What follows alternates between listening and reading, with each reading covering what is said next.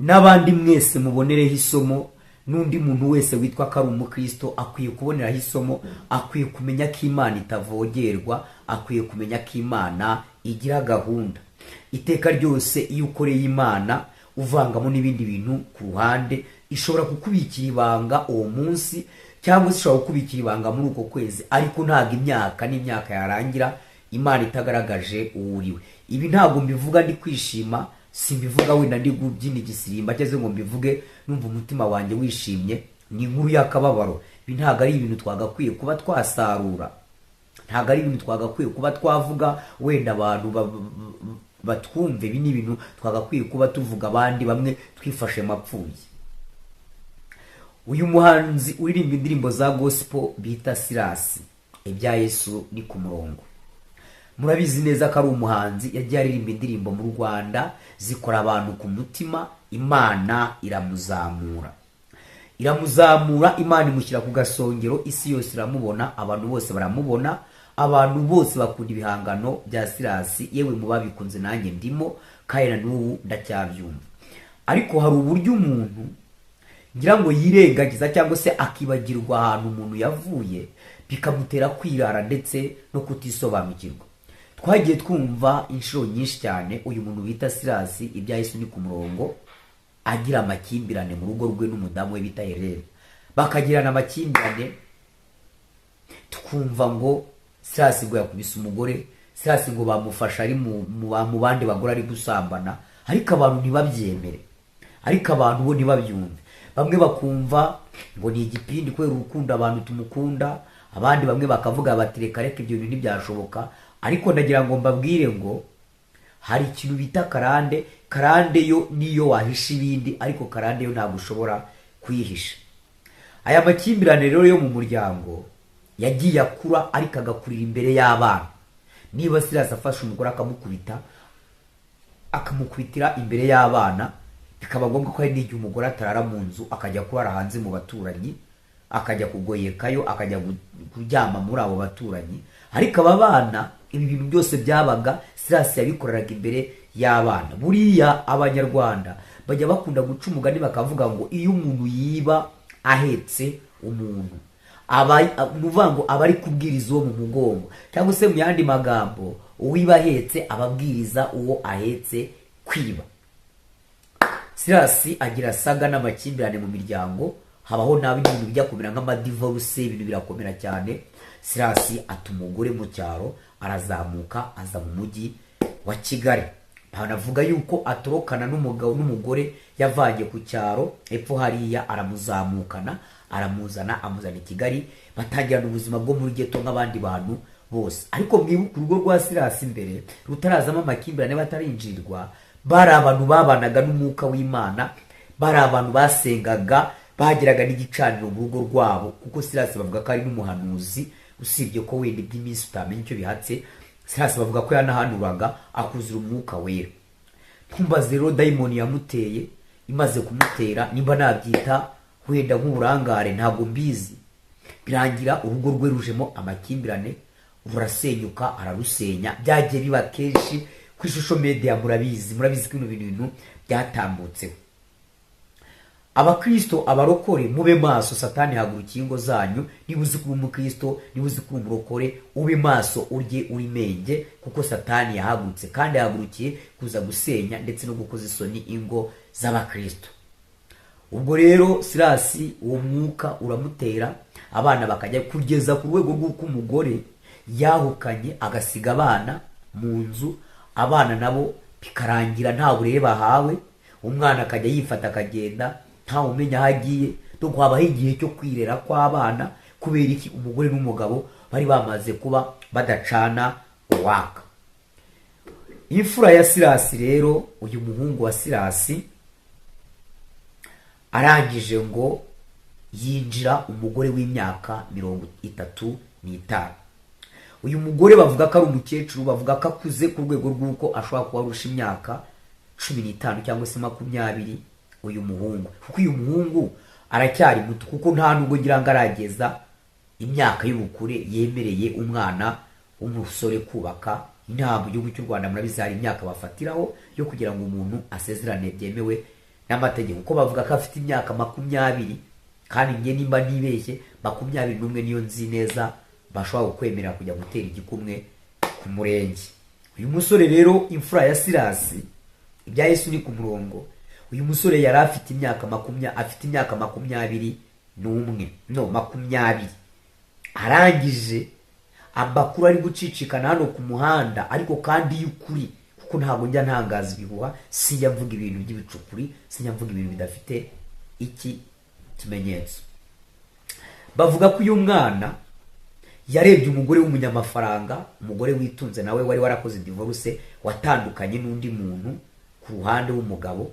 Uyu mwana ngo aragenda aramwinjira, amaze kumwinjira babana nk'umugore n'umugabo, ariko nyina aza kumugirira impungenge, akajya amubaza ati ariko mwana wanjye ko mbona wafashe geto, wagiye ubu tukajya tubona utakiba hano, byagenze gute? Umwana ngabeshya nyina, amubwira yuko ngabana n'undi musore mugenzi we muri iyo nzu ya geto. Umwana nuko yabisobanuye, nuko yabibwiye nyina, nuko yabivuze. Ariko iyo nzu yayibanagamo n'uwo mugore. Uwo mugore rero umurusha imyaka 35, ngo baje kubana, bamarana iminsi, bamarana igihe kirekire, aza no kumutera inda nk'abantu babana, aratwita. Amaze gutwita, kamere ya se Sirasi irahaguruka iranga. Bavuga ko uyu muhungu yari atangiye no kujya amuca inyuma, akajya gusambana, akagenda akajya mu ndaya, akagaruka. Haku uyu mugore akajya amwihanangiza nk'umuntu wese ufite urugo, cyangwa se umuntu wese uri guhugura umuntu babana. Buriya niyo mpamvu babwira ngo kamere cyangwa se karande ni ikintu kibi. None iyo uyikorera imbere y'abana bawe, gusenyuka k'umuryango, iyo ubikorera imbere y'abana bawe, bino bintu hari umwuka ugenda ukabajyamo, ukabicaramo. Ntabwo waburamo abana 3 mu bana 5 ufite bashobora gukurikiza iki kintu.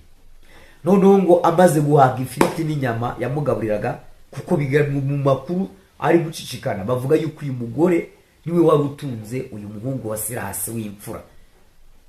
Bivugwa ko ari we wari umutunze, kuko umuhungu wa Sirasi ni muto, birumvikana, ntabwo yari arimo kubasha guhahira urugo. Ibi byo ni ibintu bigaragara. Noneho ngo amaze guhaga, cyangwa se amaze kubona yuko hari ahamugejeje, wenda n'intege nke zo kuba umudamu atwite, barangije ngo bagirana amakimbirane, nayo ajya kumera neza nk'aya se. Ese Sirasi bya Yesu ni ku murongo. Ngo bajya kugirana amakimbirane, bagirana amakimbirane akomeye cyane. Umugore nyine barashwana, bamaze gushwana, ngo nawe ntabwo yabuze ikintu amucyurira. Umuhungu wa Sirasi aterwa n'umwuka mubi cyane wari waraguturuka kuri se. Arangije ngafata umugeri, amukubita mu ruhago, amukubita hano mu ruhago aho umubyeyi n'inda ye ibishingiye, aramukubita, amukubita umugeri. Amaze kumukubita umugeri, umubyeyi abagiye ingazi gutya, atangira kuva amaraso, umubyeyi atangira kurira, umubyeyi atangira guta itabapfu, biramurenga nyine, bigaragara ko atangiye kuva. Kuko iyo umubyeyi yavuye afite inda, bigaragara ko iyo niyo nda idashobora kubaho. Umuhungu ntabwo yatorotse, ntabwo yavuye aho, yari yeranje nk'umuntu w'umugabo, ashakisha uburyo ibyo bintu yabizimangatanya, biranga, n'ubwo buramufata. Birangira rero abaturanyi babimenye, birangira abantu bose babimenye ko umuhungu wa Sirasi yishe umugore yari yarinjiye. Birangije baraza inzego zishinzwe ubutabera, cyangwa se RIB, ubugenzacyaha bw'u Rwanda. RIB iraza, irangije ifata uyu muhungu wa Sirasi, imujyana kumufunga. Ubu tuvugana ari mu maboko ataraye, ari muri gereza, arafunze mu gihe agiye mu bukorwa bw'iperereza. Ariko ikintu kibabaje, byibuze niyo yamuteraga umugeri akamusigira ubuzima, cyangwa se akamukubita umugeri, wenda ntaze kugira ikintu cyabo. Ntabwo njyewe ibyo byo simbihagazeho, ariko hari amakuru ari kuvugwa yuko uyu mugore yaba yapfuye.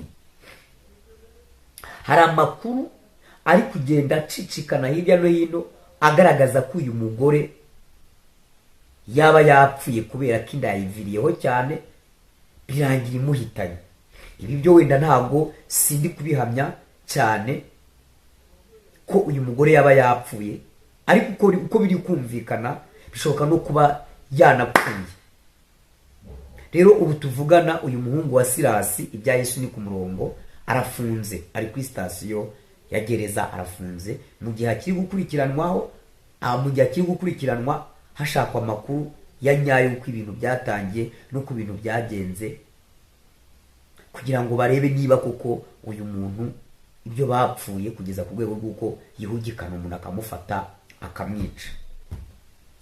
Bino bintu natangiye mbabwira ngo bibasigire isomo, bino bintu natangiye mbabwira ngo bibigishe kumenya no gusobanukirwa neza no kumenya neza umuntu wakoreye Imana uwo ari we. Ubundi Imana iyo umuntu yayikoreye ntabwo bisaba kurangara. Iyo umuntu yinjiye mu Mana agatangira gukora imirimo igaragaza ko akunda Imana, igaragaza ko ari kumwe n'umwuka w'Imana, umuntu aba akwiye kuba ku birindiro agasenga cyane, akiriza ubusa, agahamagara Imana kugira ngo Satani ataza kumumwaza. Kuko iyo wamaze guhabwa itaranto cyangwa se ingabire y'Uwiteka Imana, burya ingabo zakurwanyaga zikuzimu zirushaho kwiyongera, zishaka kukwambura iyo mpano kugira ngo bigaragarire amaso y'Imana yuko wayibereye ikigwari, wayibereye umuntu udashobotse, wayibereye umuntu udafite intuzi, udafite ubwenge. Rero buriya ngo umuntu amanika agati yicaye, yajya kukamanura agahaguruka, kuko ntabwo wamanika agati wicaye ngo nujya no kukamanura ngo wicare, urahaguruka. Ibi nibyo rero bibaye kuri Sirasi, kuko buriya utagira ngo uyu mwana gutinyuka agakubita umugeri, uyu mubyeyi utwite, utagira ngo buriya yabyibwirije. Ntabwo yabyibwirije, ahubwo hari umuzimu, hari umudayimoni wase wamugiye mu maso, uramuhuma, uramubwira ati dore uko so yajyaga bigenza, dore uko papa wawe ari kugenda abigenza, nawe aba ari kubigenza, kuko n'ubundi yarabikoraga ntibamufunge, yarabikoraga ntagire umuntu ugira icyo amukoraho, banamufunze banamufunga n'iminsi mikeya arasohoka. Rero iryo jwi niryo ryamutashye, rimaze kumutaha ararikurikije, araryishinga, aratura, aravuga, yapurika ibikorwa byose yagendaga akora. Iteka ryose, igihe cyose umuntu yakoreye Imana nabi, imuhemba nabi. Nta munsi n'umwe nigeze mbona umuntu ukorera Imana nabi ngo imuhembe neza, ntibijya bibaho. Icyakora bishoboka ko ushobora kuyikorera nabi, uku kwezi kumwe ikakwihorera, ukwezi kwa kabiri ikakwihorera, ukwezi kwa gatatu ikakwihorera, ariko ukwezi kwa gatanu ntibibaho. Niba hari ikintu kibabaza Imana, niba hari ikintu kirya Imana, niba hari ikintu kibabaza kikayibabaza, ni uko Imana yaraguhaye ibyo yaguhaye ukabirengaho, ukabitesha agaciro, ukumva ko nta mumaro bikimaze, ukumva ko nta kintu kikumariye, ukabisesaguza, inyoni zikabifata zikabirya, cyangwa se abantu bakabigendagenda hejuru. None se ushatse kumbwira ko Sirasi atari mu mazi abira? Cyambere arahaguruka ahagarare muri ibyo bintu nk'umuntu wagize ikibazo, umwana we yagize ikibazo, aramukurikirana nk'umubyeyi. None se mu by'ukuri aho uyu mwana atatewe n'umwuka wa se n'uwo, buriya niyo mwagira amakimbirane nk'umugabo n'umugore, ndakwinginze si ngombwa ngo abana bawe bamenye cyangwa se babibone cyangwa se ngo babyumve, mujye mugerageza murwanire iyo kure cyane, aho abana badashobora kubikora, aho abana badashobora kubibona. Niyo babyumva bakajya babyumvana n'abandi, ku buryo umwana atahagarara avuga ati ngewe niboneye papa azana umuhoro awutemesha mama ku manywa y'ihangu, ku buryo umwana atahagarara ngo yemeze ko yabonye nyina afata icyuma akagitera nyina ise akarinda amumaramo umwuka. Izi ni ingaruka z'umuryango ufite amakimbirane, izi ni ingaruka z'umuryango utarigeze ubasha gukavaringa ibikorwa by'imyuka mibi y'amakimbirane yari iri hagati y'aba bantu. Yo mpamvu rero mubwira ngo iyo winjiriwe n'imbaraga mbi z'umwijima mu rugo rwawe, Satani aragusenya, kuko nta kintu kiba kimuzanye, abagamije gufata ibintu akabivuyanga, agasenya, yamara kubisenyagura yangiza akigendera. Rero ndi kuvuga ngo urwabaye cyangwa se urwakoze Sirasi rugeza amajanja umuhungu we. Mango imico ya Sirasi ni nayo umuhungu we yadukanye cyangwa se yakoze. Ibi ntabwo nabura kubivuga kuko niba yafashe uko uyu mubyeyi akamwica ntabwo wavuga ngo ni ibintu byoroshye. Rero niba ubitse amabanga y'Imana, niba ubitse itaranto ry'Imana, gira ukuntu ugenda. Nutagira ukuntu kugenda uzaseba, Imana izakugaragaza ku manwa y'ihangu. Ubwo rero abantu bakunda umuryango wa Sirasi mu rusengere n'uwo muhungu we tumusengere, ariko kandi genda umva uyu muntu atari uwo gusengerwa, ahubwo uyu muntu wo kuganirizwa, akanahanwa amategeko, agasa nkaho amukangaho gake ku buryo n'ikindi gihe atazabikora.